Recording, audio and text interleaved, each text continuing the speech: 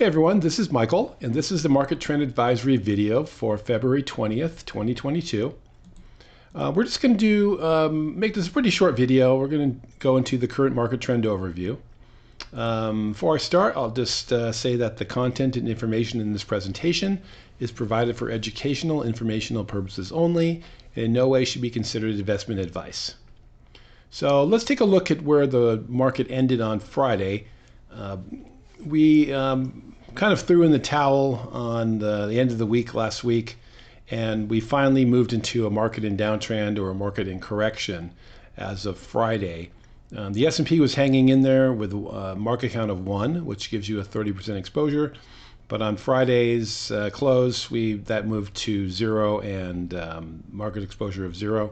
We have a rising number of institutional selling days, and our action signals are basically at no positions or sell. So unfortunately, that's where the market is right now. It's not acting very well. Let's take a closer look at the NASDAQ and the S&P.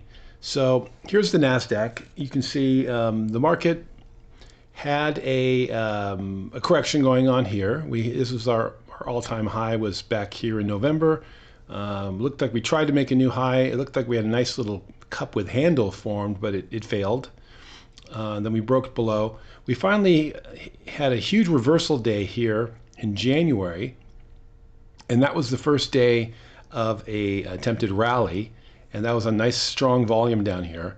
And 6 days later, we actually had our day 6 follow-through day.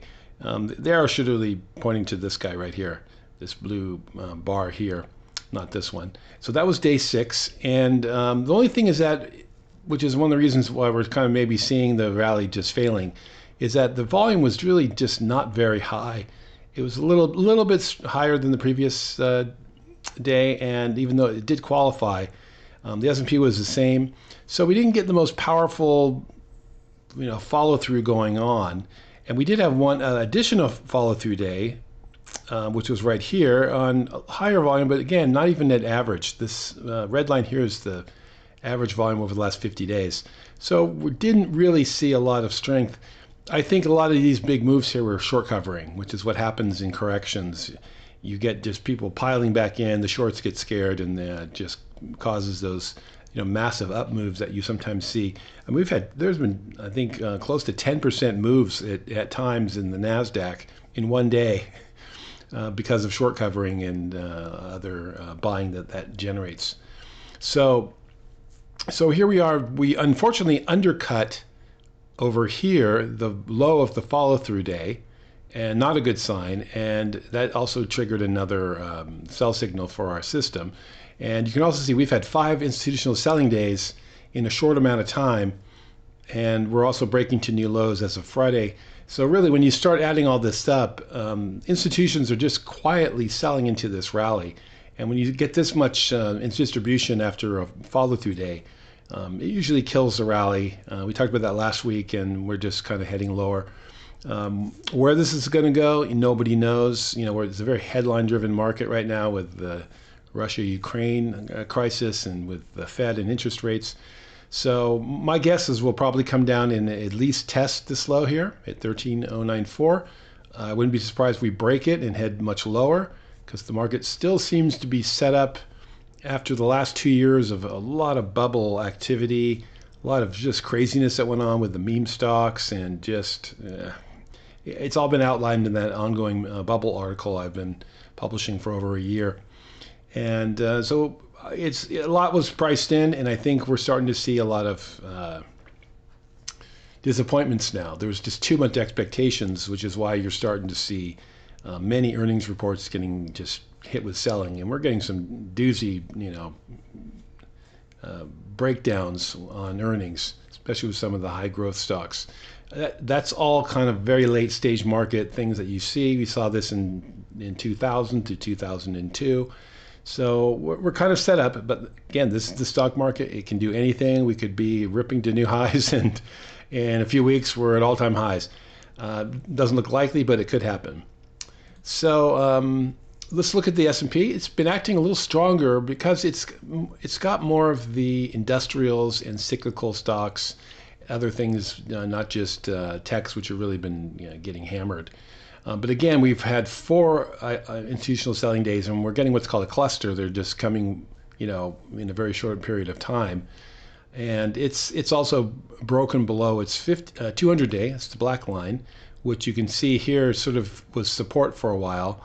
It came down, tested it, shot back up, broke it, came right back up to it, and then here you can see it actually rallied up to that and got hit some sellers, and now we've headed lower.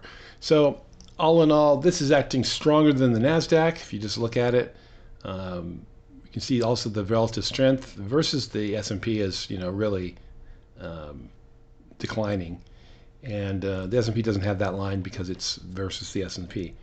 So just a few more things.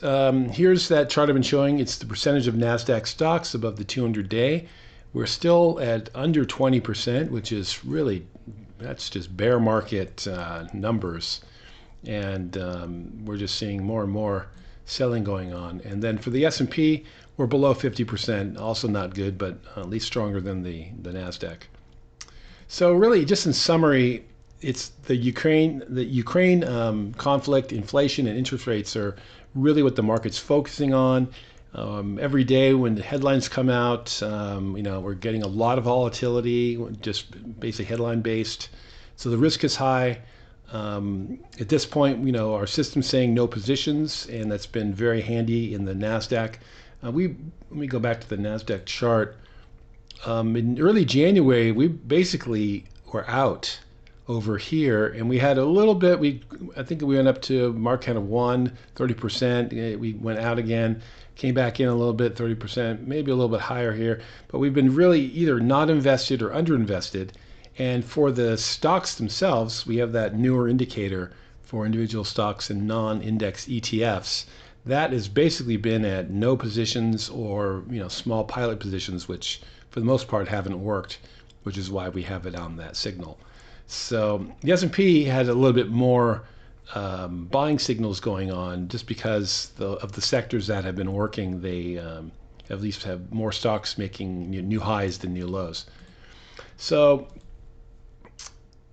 just to wrap it up, we just had very little participation. You can see it in those previous charts. Many NASDAQ stocks are in downtrends or bear markets. We're still seeing a lot of the former high flyers just getting hammered. Some are making new lows.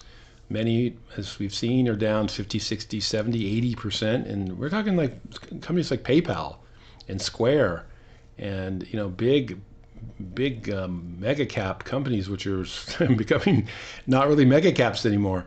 I'm not quite sure why those particular ones are really getting hit, because they have lots of sales and earnings, but it doesn't seem to matter. The rising interest rates and overvaluation, whatever the market's perceiving, is really just hitting them all. And just going back to the participation, there's just very few sectors that are actually working. It's mostly the cyclicals, oil, shipping. We're starting to see a little bit of movement in precious metal stocks, but it's becoming less and less and less. And when you're getting rallies, they're selling into those rallies. This is why if you look at a lot of stocks, you'll start seeing just a lot of, you call them wicks. During the day, they go up and the sellers come in, and then you end up with a big wick on the daily chart. So all in all, the market's just really not a place to be. As I mentioned earlier, the snapback in the beaten down tech and growth names, it appears to run out of steam as the selling just continues. The mega caps, we're starting to see some more selling coming in on Meta platforms, which is formerly Facebook, Microsoft. Adobe got hit pretty hard. Netflix is down a lot. Alphabet's still hanging in there, and Apple looks quite bullish, because it's pretty much a stock that every fund has to own. But they'll likely all get hit and head lower if this market just sort of rolls over. And a lot of people just don't think that those big stocks can ever correct, but they will. At some point, you will see all of them down over 50%. That's just how the market works. And so it doesn't really matter what you think. You might think they're fantastic companies and they can't go down, but when the market gets ugly and starts heading south and we get into a really strong bear market, which is looking likely here, it's going to take them all down. But the good thing is that the bear markets are actually fantastic opportunities, is because they wipe out all the excesses, and they also, if you're looking correctly, you know where to look for it. You'll start seeing the stocks that have bucked the downtrend and are actually heading higher, and those are the winners of the next cycle. We're already starting to see a little bit now. I mean, as the market's going lower, there's not a lot, but there's a few stocks that are just like saying no, no, no, and they're making all-time highs. It's getting less and less, and they're also acting a little erratic and volatile. So it's making buying those really difficult and not really make any money in those. That's the environment. It's very difficult to make any money at this point.